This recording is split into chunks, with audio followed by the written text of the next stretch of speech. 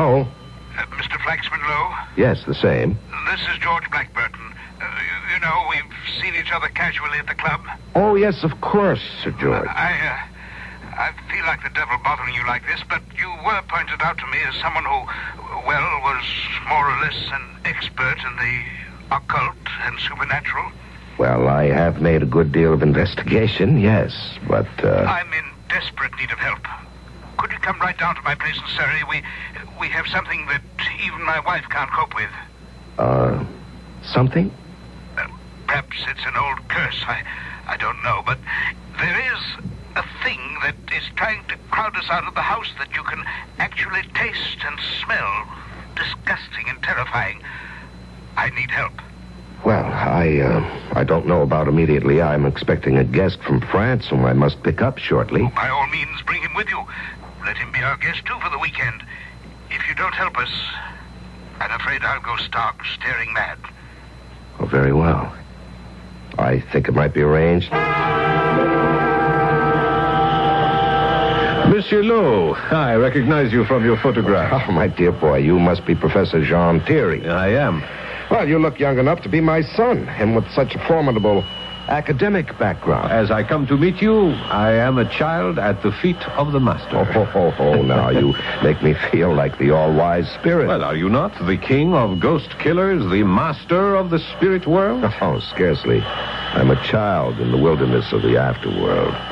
And, at the moment, an embarrassed host. Oh, why? Well, what would you say if instead of taking you home to my comfortable fire, as I'd planned to, I whisked you off instead into the depths of Kent for a weekend at a haunted house far beyond your belief and which even stretches mine? What would I say? What am I here for? Well, so we stay right here in the station and catch the next train for Yand Manor House. We had corresponded for years, the Dr. Flaxman and I, and the quality of his mind was such that I had been most eager to meet him, to argue vis-à-vis our contrasting belief on the matter of life after death. So what matter that our first conversation was on a train headed for this house with a strange name, Yand Manor House. This house that you have been asked to investigate, it has a ghost? Oh, most definitely, yes. Is it an especially convincing ghost? Well, I think you'll find that it is. Then you are promising me an exceptional adventure. One not without a great deal of danger. Well, I can't judge that, though, without trying, can I? Well, that's the nature of contact with the world beyond. But first you must prove it to me. I simply do not believe in ghosts, or spirit manifestation, occult phenomena, whatever is the rubbish bin into which most people throw any belief they cannot understand. Well, this rubbish heap is what I spend my life investigating. Chacun a son goût. Well, to each his own. And yet, are we all so sure and secure about what we think we know? I realize that you're aware of I've had some considerable success searching through the trash that most people discount. Well, what can I answer? That I rebel against the whole idea? After all, I have no experience in these matters, except vicariously through studying and reading. Very well. And now you're about to have some first-hand direct experience, which I hope you will not come to regret. We went straight to Yand Manor House, certainly on my part totally unaware of the terror that was to face us, and of a gaping world of swirling doubt, bottomless, and as insecure as that dreadful dream of falling from incalculable heights to impossible depths, a dream beyond belief that was to haunt me the rest of my days. We were met at the train by Sir George and quickly transferred to a large and luxurious landau with a magnificent pair of horses. I had been prepared for something quite magnificent when we approached Yand Manor House, but actually it was not so impressive compared to the property that surrounded it. A square brick house, notable only for a strangely out-of-character building at the end of the garden that was unmistakably a mausoleum. But our hosts I found quite charming. Your rooms are comfortable, I hope, Mr. Lowe, Professor Thierry? Oh, I find mine even better than that. Cozy. Oh, yes, mine too. I feel quite at home. And you need have no worries. I swept them myself. What Cynthia means is that she has, not literally swept them for dust, but for any sign or evidence of supernatural occupation or presence. I assure you they're quite clean. In fact, I've combed the whole house, and there's not a jot of evidence that any spirit forces or spectral emanations exist. Save for, of course, the den. I'm a psychic, too, you know, Mr. Lowe. Oh, well, you flatter me, Lady Blackburton. I don't consider myself one, only an investigator of psychic phenomena. You do not believe in the spirit world? Ah, that's a different matter. I think you will find, madame, that he is a true believer. I am the fly in the ointment. Well, monsieur, before you leave Yand House, I can promise we will have made a true believer of you. Well, you sound almost as though you enjoyed this ghost, which so concerns your husband. Oh, no. No, this is something malignant, destructive. It must be exorcised. I tried to reach it through spiritualism, but without success. I only hope that with your help, perhaps we can. May I ask when we're to see the room? We're waiting only for my nephew, who'll be joining us for dinner. We will be 5, the Pentateuch, the perfect number for a seance. One reason why we were delighted when you asked if you could bring a guest, Dr. Lowe. I only hope, madame, that I will not be a limiting factor. We ask only for your cooperation. I feel quite sure we'll end up by winning your belief. Ah, that'll be Charles now. Don't you think, my dear, it might be a good idea for us all to go straight into dinner? I think perhaps it would. Gentlemen, will you join me? There had been a curious little family byplay between Sir George and his wife, which was soon explained to me after I met Charles Volney. He was a large, heavy young man with an athletic build. I can't say I found him an attractive personality, but what was most noticeable about him was that he was already on his way to another evening, which could only lead to a hangover in the morning. And so, Aunt Cynthia, we're to have another table-tapping session? Charles, I won't have you talk to your aunt that way. Well, good Lord, Uncle George, has she really got you believing in all this twaddle? The strange things that happen in that room can't be taken lightly. He doesn't really take them lightly at all, George. The bravado is just to cover up his own fear. Rubbish, Auntie. Some wind blowing down the chimney, rustling the ivy and swinging something loose against a window, or the creaks and groans of this drafty old house. Nonsense. Are you seriously interested in all this balderdash, Dr. Lowe? Yes. After all, I have made it my life work. Yes, of course, but to expose frauds and to show up fakers. In part, yes, that is a byproduct. Now, you're not going to tell me you actually believe in bits of ectoplasm bumbling about, droning and clanking chains. May I quote you from Hamlet? There are more things under heaven and earth, Horatio, than are dreamed of. Oh, Lord, I'm in a nest of nuts. No, not quite. You have another skeptic at the table. Ah, Professor Thierry, huh? Yes, you see, we're a good balance. 2 for, 2 against, and Sir George somewhere in the middle. Well, I'm not so sure anymore, Flaxman. Not after the last experience. The one that sent me scurrying to you for help. Now, my information about the room, we're about to, what's the best word? Shall we settle for invade? Is still sketchy.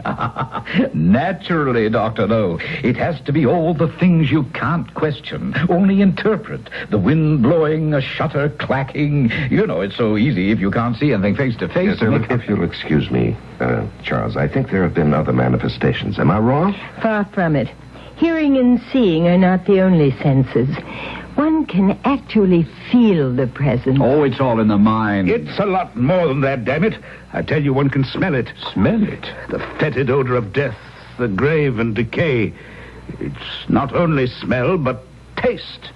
If it runs true to form, after a certain hour, none of us will be able to remain in the room. Why? Because, my dear nephew, we shall be crowded out. But why would these presents, or whatever it is, want to, your strange phrase, crowd anyone out? It's an experience one can't describe, that one has to live, Professor Thierry. As if, somewhere in one's daily life, one closed one's eyes for a second and suddenly realized he was standing at the verge of a gaping hole that plunged into such terrifying darkness and eternal damnation that a bile of terror rises in the throat and threatens to suffocate you. There's an enemy in that room at such times who presses against you so massively that you feel as if you're being trampled under a multitude, helpless against a torrent, a stifling, a force that you must move from or be smothered to death. Oh, forgive me. This is not exactly after-dinner conversation, but it is a reality in George's and my life that we must face or run from if we can. We've decided to face it. Will you chance it with us?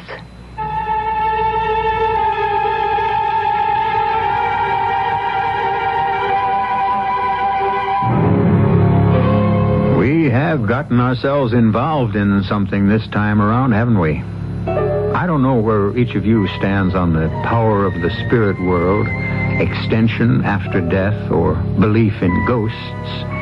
But I do hope you'll stay to do a little more research with me and Mr. Lowe on the nature of it, the possibility of it, and exactly what effects it can have on us. I shall return shortly with Act 2.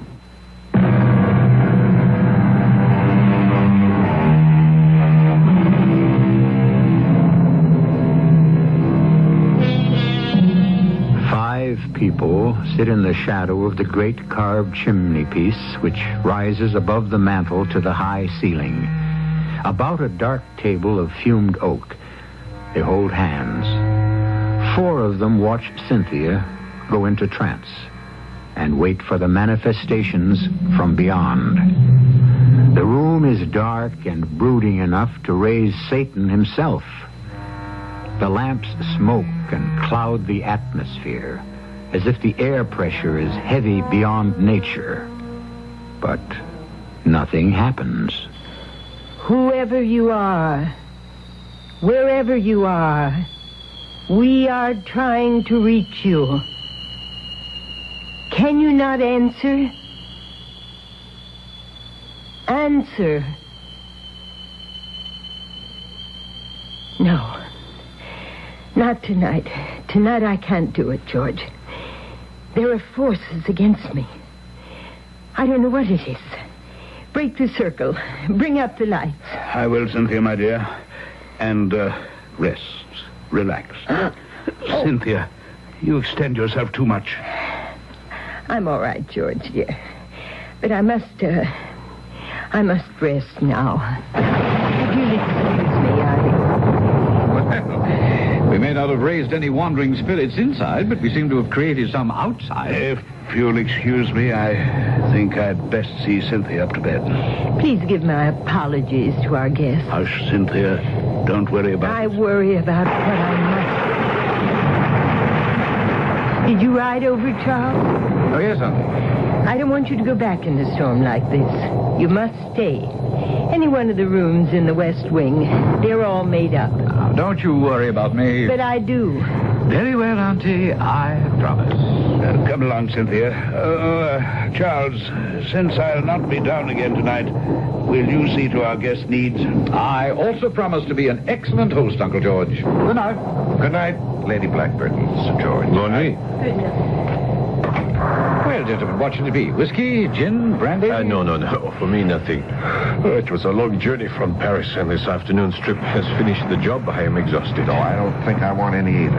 Why don't we all just go up to bed? Huh? Ah, yes, bed, sleep. Those I welcome. But, I'm not going upstairs. Well, you're not going to ride home in weather like this. No, Mr. Lowe. I'm going to spend the night, right here.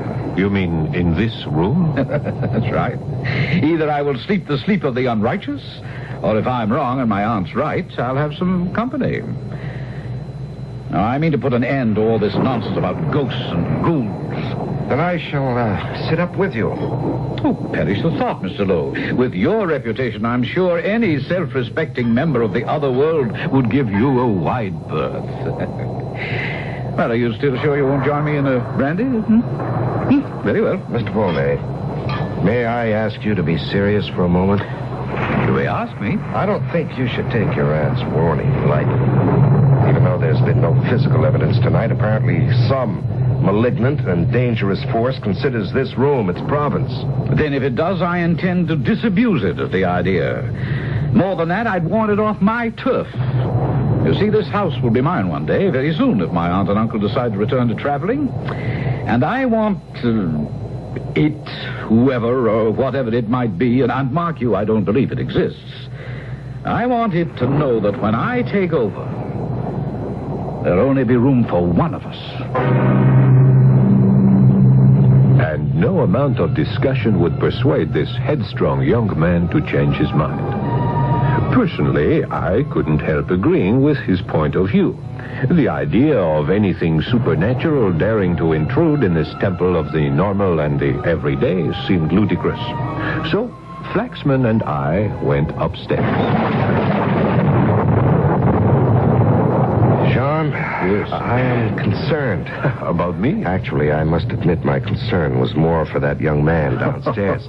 I should not worry about him. One more drink and the wine will put him straight to sleep. Well, I'm not worried about anything that may threaten him in this world. I left my practical French friend and went to my own room. The storm was still whistling and moaning about Yand Manor House, but it was a perfectly natural phenomenon, and there was certainly no cause for alarm. I must have been sleeping lightly, for a grandfather clock striking the 3/4 hour somewhere in the house woke me up. I glanced at my watch and saw that it was 1/4 to midnight. I shrugged into my robe and slippers and stole downstairs. The house was silent, save for the moan of the wind and the steady drum of the rain outside. The door to the den was closed, and I opened it, filled with a nameless apprehension. I could have saved myself my uneasiness. Stretched out comfortably on the couch, a still unemptied glass in his hand, lay Charles Volney, snoring contentedly and looking to my middle-aged envy, the picture of health in spite of all his drinking.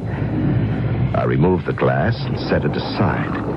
For a moment I considered getting him out of there, but he was so soundly in his cups and such a heavy young man, the effort was beyond me. Besides, I was getting cold, so I stoked up the fire and left him, to my eternal regret, as it turned out.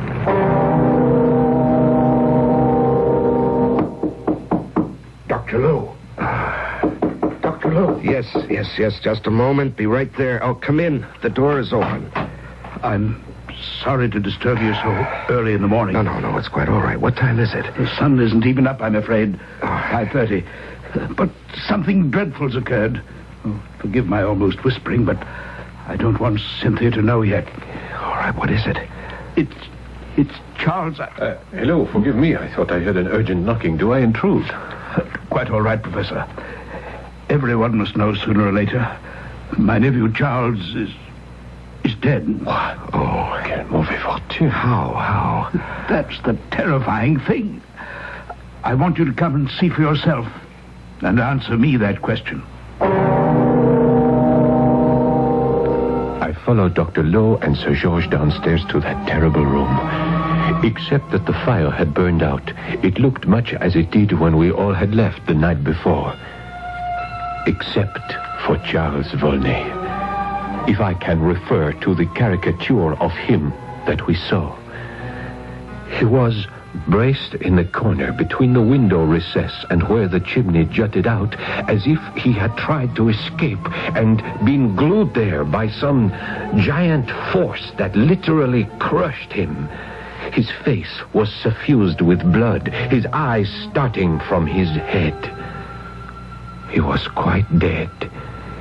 He must have been dead for several hours.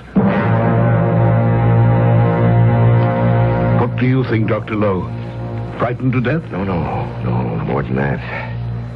He was smothered, asphyxiated. I don't quite know how to describe it. Pressed to death almost. Yes, once during the war I had a friend in a building that was bombed. He was not injured directly. Only the force of the blast within a confined space drove him against the wall and somehow flattened him. He was spread wide. Good Lord. It's not natural. No, my friend Sir George, it is, I'm afraid, supernatural.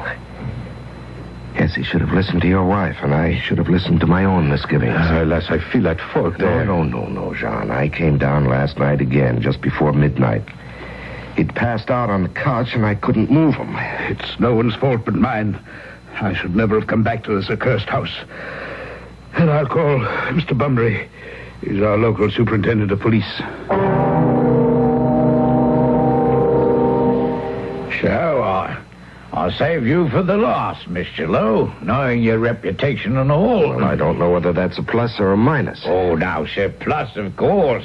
And not that I understand some of your investigations, but you stand very high at Scotland Yard, very high. Thank you. Now, I've checked out the servants, and they can all alibi each other for one reason or another.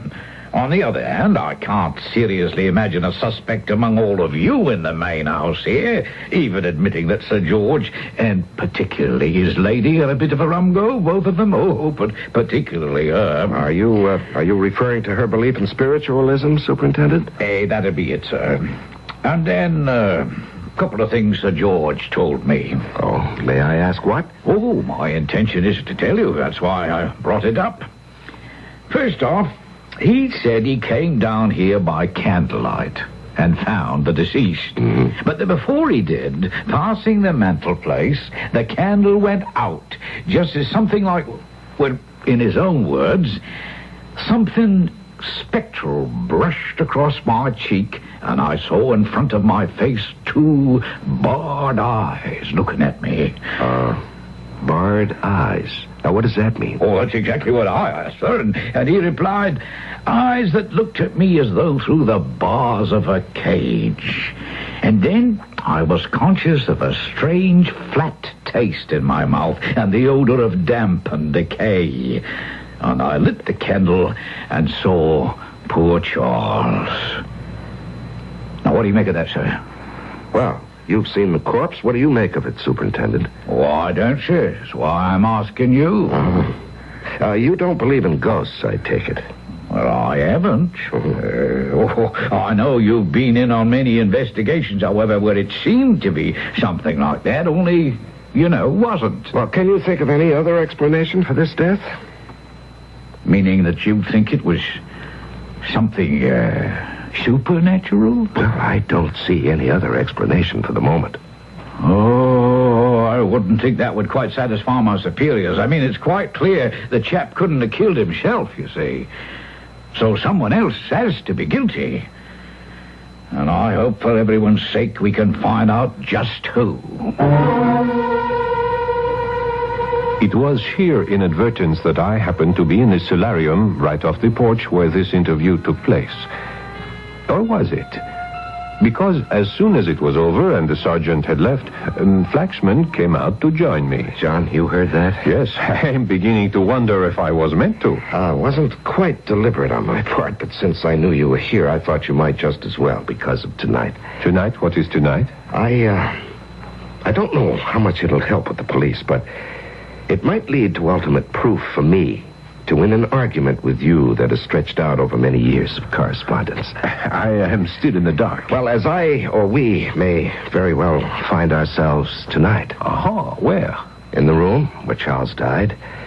I intend to spend a night there as he did. Do you want to share my vigil against the total powers of darkness?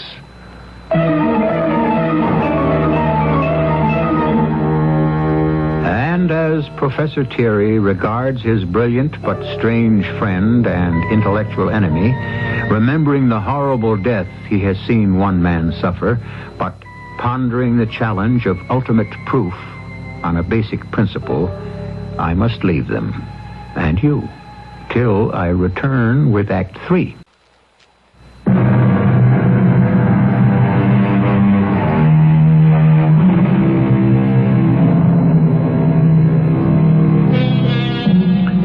It has been a long and difficult day at Yand Manor House. The comings and goings, police, photographers, inevitably the newspapers. Finally, the undertaker and the removal of what is left of Charles Volney's terrestrial presence. Sir George and his wife have naturally been totally involved in this, and it is not until evening that their guests, who have tactfully tried to stay out from underfoot, have been able to exchange more than a few words with either of them. Now, Mrs. Blackburton has at last been able to find a moment alone with Flaxman Lowe, walking in the garden. It's all my fault, you see. No, I don't see. I was the one who talked George into coming back to Yand Manor after all these years. Oh, Lady Blackburton has a bench right here. Would you like to sit down? Oh, beside the mausoleum? Why not? It's strangely appropriate. Why? What is this building? Well, that's part of it all. Yand Manor has been in George's family since a sort of granduncle willed it to his grandfather, with a specific reservation. And that was? That in perpetuity, till the last of the Blackburton heirs, Yand House must remain in the family's hands, and that if the family didn't occupy it, it couldn't be rented. Well, now, I doubt if that would hold up in any legal court. Possibly not, but beyond that, there was the curse. The curse? That anyone who broke the promise or the letter of it would die a horrible death. Oh, I see. And, Sir George believed this? George is such a decent man, Dr. Lowe. It wouldn't have had to go that far. He would have just lived up to a family promise as his father and he had in their own way and kept Yand House without living in it. But you see, I was the one who forced the issue. You decided that as long as you were back in England, it was silly not to live in a house you already owned. Yes. Plus, by now, my dedication to spiritualism, my new venture into the occult. Mm-hmm. So I'm the author and the instrument of this tragedy.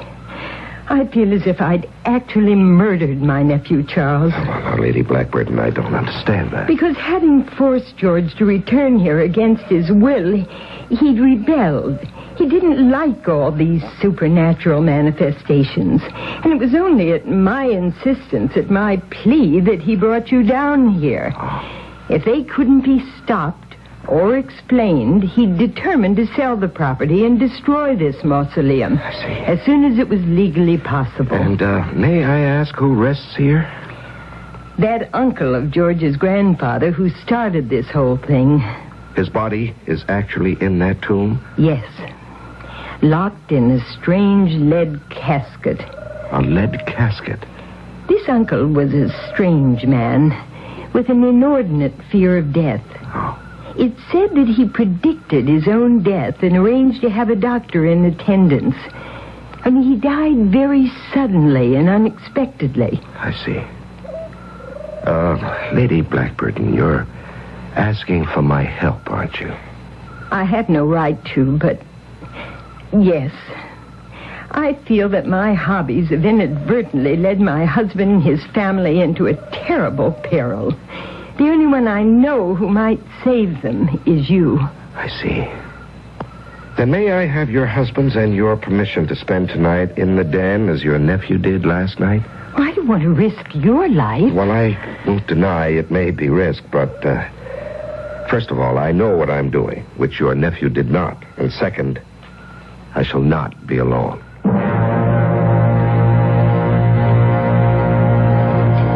And so it was we came to that fateful night. My friend Flaxman Lowe and I entered that fearful room, closed the door behind us, and settled down to challenge whatever malevolent spirit he thought still occupied it. I was still skeptical and remaining to be convinced. This is the account of that evening. It was very different from the night before. No wind was stirring. It had been a beautiful sunset. There was no need for a fire. And for some time, after long discussion, Jean, Thierry, and I were sitting quietly. All of a sudden, he rose. I'm thirsty. Would you like a drink? No, thank you, Jean. I want to have all my senses alert. I meant only plain water. No, thank you. Oh, what an abominable taste. What, the water? No, I haven't touched it yet. It is as if some horrible fly has flown into my mouth. It is disgusting. Yes, like a fungus growth. Yes, repulsive like that. Yeah, I ask only because I feel the same. Well, I think you're about to be convinced. You don't mean that... Why did you put out the lamp? I didn't. Light the candle beside you on the table. Very well. Tonnerre, give me your matches, Dr. Lowe. Mine are damp. Where are you? I'm here. Oh, it is as dark as Egypt. I am coming. It is so hard to get along. Hard to get along? Yes, I am unable to move. I am suffocating. Where are you? I am here by the door. The air in the room had become palpable to the touch. Heavy, clogging, repulsive, with a sensation of smothering, cold human flesh. I fought against it, gasping for breath. The clammy flesh crowding over me, smothering me like some fat, nauseating humanoid jellyfish. And then... across my cheek, there was a stinging, reeking pain. With my last strength, I fled the terror. There was a crash of glass, a wild rush of air, and I knew no more. When I came to, I saw the dawn was breaking to the east, and I was lying on the lawn of Yand Manor House. Above me was a shattered lattice window swinging in the wind, and clutched in my hand was something dark in color, slender and twisted. It might have been the skin of an adder, a piece of bark rolling itself up like a parchment scroll, or the desiccated claw of some unimaginable beast from hell. I hurried into the house, barely conscious of the smarting pain in my left cheek, fearful only for my friend Jean. I found him unconscious just outside the door to that baleful room, but thank God, alive. Lakshman. Yes, just take it easy, Jean. All right, now, can you stand? Are you all right? Yes, huh? I think so. All right. You have a bruise on your forehead. Are you dizzy? No, not anymore. What happened to you? I don't know. I was literally crowded out of the room by that infernal thing. What was it? With its damp, swelling flesh, I was buried in that stifling pulp. It pushed and swelled against me, driving me away from you in the dark to the door. I called out, but I could hear no answer. What was that ghastly presence? Well, I think I can answer that now. It was what killed the young man, no? Yes, the very same. And I hope I can convince the inspector of that. Well, you have made a convert of me. Why not him? Well, we shall see. First of all, Sir George, the spectral hand that seemed to brush across your face as you told Superintendent Bumbry. Yes? You were by the fireplace at the time, passing the ornamental foremantle that rises above it. Yes. You see all those figures carved there, in particular the griffin, and hanging from the sharp point of its beak, these... Human hairs. Yes, human hairs, black. Now, whose would you say they were? Both Professor Thierry and myself are gray. You're light-haired, and your nephew was fair. Sir George is sandy. Now, who else frequents this room? No one, except the maid, who is also graying. But these are a woman's hair. Why? Why? Because they're long? Well, yes. Uh-huh. And this? What is that? Could I see? Sure. A long, thin object, half brown, half yellow, and twisted like the blade of a corkscrew. Oh, I have no idea. Well, suppose I suggest it's a human nail, which time and neglect has allowed to grow to superhuman proportions. Mon Dieu, it would have to be 12 inches long. Nobody but an ancient Chinese mandarin could grow such a monstrosity. Or a corpse who refused to die.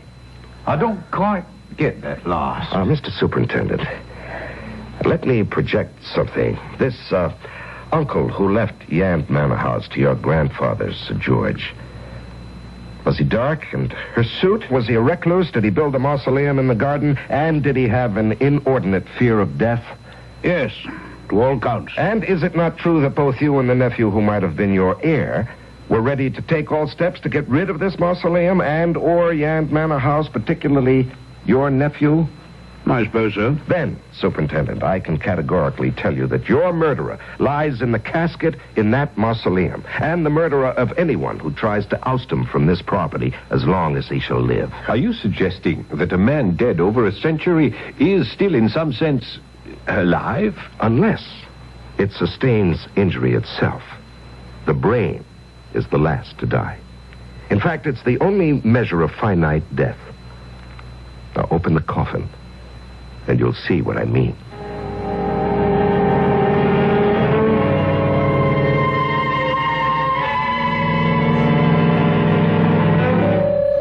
It was complicated, of course, with all the necessary red tape. But on a certain day, the coffin, which took 10 men to move out into the sunlight and sealed as tight as a drum, was opened. Fool. Perhaps, Lady Blackburn. But you see, the urge, the dream, the thirst for immortality persists. His own special coffin, sealed airtight, so confining that when his soul stirred beyond his finite body, he must have had an illimitable desire to expand and choke out anyone who stood in his way. But after 100 years, the flesh, the form, still undisturbed. Except for the hair and the nails and the eyelashes. Look at the length of them. All of them must have kept growing since he was locked in the coffin. Are you suggesting this man was, or is, still alive? In a sense, yes, Superintendent. You see, he seems to have mastered some ancient formula whereby the body is saved from complete disintegration. And you can see that evidence before you. So that closes your case for you, Mr. Superintendent. Now you know how young Mr. Volney met his death. And what about us, Dr. Lowe? Oh, I think you'll have little reason for fear being haunted anymore. You see, in the sunlight, the body already is beginning to disintegrate. By the end of the day, there'll be nothing left but a fleshless skeleton. How can I thank you for what you've accomplished? Now, don't thank me. It's fate and the proper relationship of things. God and the world have a way of reestablishing those. And have I convinced you, Professor, that at least there is something beyond your pragmatic values? My dear Dr. Lowe, you have convinced me that you will add another branch to our sciences. But I must admit, you establish your facts too well for my total peace of mind.